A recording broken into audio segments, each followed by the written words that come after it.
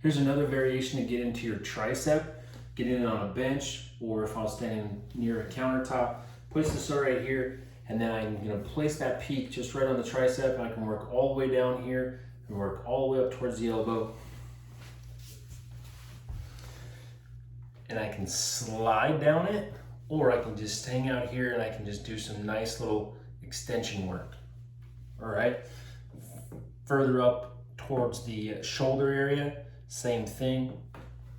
Searching around trying to find that tender area.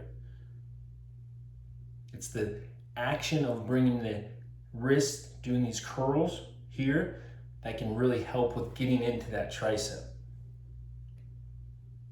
All right. And the action of pressing and then sliding down it. Those two movements are really important. Apply this for any of the muscles on your body.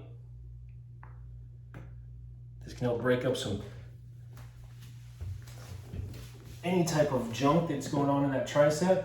And when you do massage, you can be able to help with getting more definition. All right?